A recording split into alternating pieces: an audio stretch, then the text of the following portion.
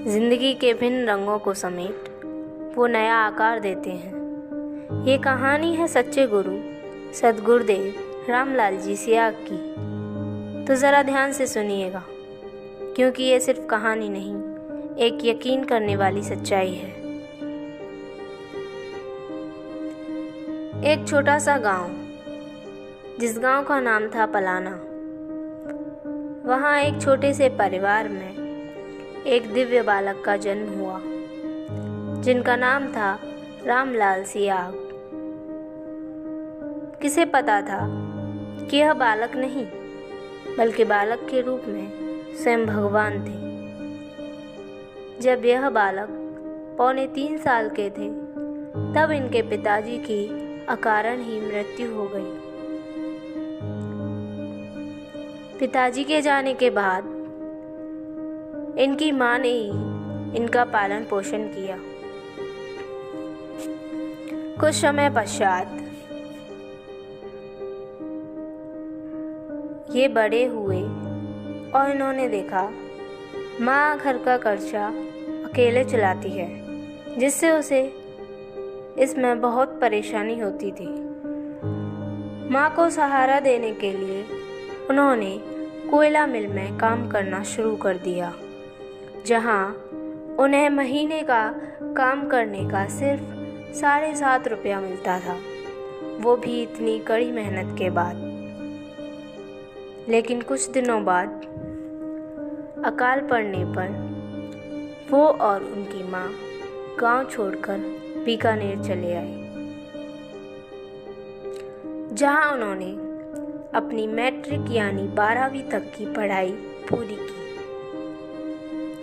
पढ़ाई के बाद उन्हें रेलवे विभाग में नौकरी मिल गई, जिससे अब उनके जीविका चलाने में मदद मिली तथा माँ को भी सहारा मिला। कुछ समय बाद एक अलग सा परिवर्तन उनके अंदर आया। उन्हें अकारण ही मृत्यु का डर सताने लगा। वो नहीं समझ पाए ये क्या था। उसके बाद वे एक ज्योतिषी के पास गए और ज्योतिषी से पूछा कि ज्योतिषी जी, मुझे अकारण ही अजीब सा लगता है, ये क्या है? ज्योतिषी ने कहा, तुम्हें मृत्यु का भय सता रहा है। इस पर रामलाल जी सियाग बोले, क्या इसका कोई उपाय नहीं है? ज्योतिषी ने कहा, इसका इलाज केवल हमारे ग्रंथों में है। ज्योतिषी ने कहा, महामृत्युंजय का जप करो। तो इस पर रामलाल जी सियाग बोले, ज्योतिषी जी, ये मुझसे नहीं होगा। तो ज्योतिषी ने एक और मार्ग बताया। कहा, ये नहीं होता तो गायत्री मंत्र का जप कर आहुतियाँ दो। तो उन्होंने इसे स्वीकार किया। 1.25 लाख आहुतियाँ दी, यज्ञ किया। जिस दिन आहुतियाँ समाप्त हुई, ये जाकर सो गए। जब इनकी अकारण ही नींद खुली तो देखा इनके शरीर में कोई अंग नहीं था और जो गायत्री मंत्र इन्होंने कंठ से जपा था, वो नाभि से खुद ब खुद जप रहा था। ये अपने शरीर में प्रवेश कर गए और देखा बॉडी के अंदर एक भी ऑर्गन नहीं है तो सिर्फ एक सफेद दूधिया प्रकाश। ये सब देखकर इन्हें बहुत अचंभा हुआ। ये बात जब उन्होंने साधु संतों या आसपास के लोगों को बताई तो वो बोले, अरे तुम्हें तो निर्गुण निराकार की और गायत्री सिद्धि हो गई। तो इन्होंने सोचा, जब एक मंत्र से मुझे निराकार ईश्वर की सिद्धि हो सकती है तो मुझे प्रभु के दर्शन करने हैं। लोगों ने इनसे अपनी सिद्धि का प्रयोग तंत्र विद्याओं में करने को कहा। इस पर रामलाल सियाग बोले, नहीं, ये गलत होगा। तब इन्होंने गंगाईनाथ जी महाराज को अपना गुरु बनाया। जब उन्होंने गंगा जी महाराज को अपना गुरु बनाया और उन्होंने उन्हें मंत्र दिया, वो भी उन्होंने पूरी श्रद्धा भाव से जाप किया, तो इन्हें कृष्ण जी के दर्शन हो गए। अब ये सिद्धि सगुण साकार की थी। आज तक मानव जीवन में किसी को ये 2 सिद्धियां नहीं मिली थी। अब ये मानव नहीं, ईश्वर रूप थे, दिव्य स्वरूप, जिन्हें अब हम कल्कि अवतार कहते हैं। ये हमारे घट घट में व्याप्त हैं। मानव कल्याण हेतु इन्होंने अपना सारा जीवन लगा दिया और आज विज्ञान भी इनके दी हुई मंत्र, दी हुई सिद्धियां का उपयोग जो हमारे साथ करते हैं उससे अचंभे में है। इनको महसूस करो, वो हमारे घट घट में व्याप्त हैं, क्योंकि वो कोई इंसान, कोई बच्चा या कोई मानव नहीं, स्वयं कल्कि अवतार हैं। जय गुरुदेव। ये थी एक सच्ची कहानी जिसने आज तक सिर्फ मानव कल्याण के हेतु अपना सब कुछ छोड़ दिया, दर्शन को इस तरह से प्रस्तुत किया कि आज मानव जाति में कितनों का कल्याण हो रहा है।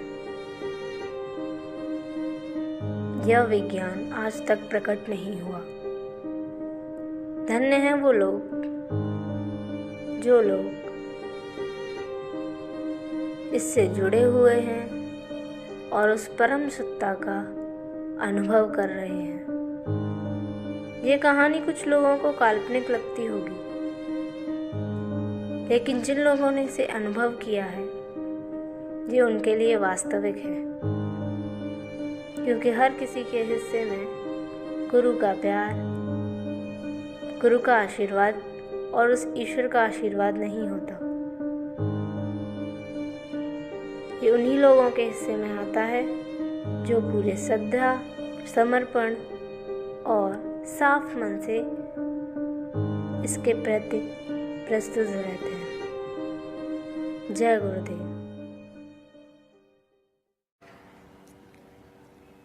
तो अब वो आपको मैं मंत्र बता दूं। अच्छा, उसकी सीडी भी है एक 30 जुलाई की बनी हुई, उसमें वो मंत्र मैंने ओपन कर दिया है, इसलिए वो सीडी दिखा करके आप सारी दुनिया में उसका प्रचार करो, ज्यादा से ज्यादा सीडी लोगों को दो। अब मैं मंत्र बता दूं। बीज मंत्र है के आधा लय में मिला हुआ और बड़ी एक ही मात्रा ऊपर बिंदी, इसको बोलते हैं क्लिंग। ए के ऊपर बिंदी लगती, अंग हो जाता ना, अंग। अभी आप मन नहीं बोलो अंग, तो यहां स्टॉक लगेगा। और इस क्लिंग में बार बार अंग आता है। एक क्लिंग लय नहीं बनती थी, हमारे ऋषियों ने उसको जपने का तरीका बताया cling Krishna cling, cling Krishna cling, cling Krishna cling. इसमें राधा तत्व है वो सांसारिक सुख देगी, कृष्ण है वो मोक्ष देगा। ये एक ऐसी मतलब विधि है जपने के, इसे भोग और मोक्ष दोनों साथ साथ मिलते हैं। बाकी आराधना में भोग है तो मोक्ष नहीं, मोक्ष है तो भोग नहीं। एक गीता वाला निष्काम कर्मी हो गया, समझे? तो इसको जपना है राउंड द क्लॉक, समझे? रैदास जी को गुरु ने बता दिया कि बेटा रैदास ये नाम जप, उन्होंने जपना शुरू कर दिया। तो अब वो बंद ही नहीं हुए। तो रैदास जी ने भजन में गाया है, अब कैसे छूटे नाम रट लागे, अब कैसे छूटे नाम रट लागे। तो आपको यहाँ मेरा ध्यान करना है।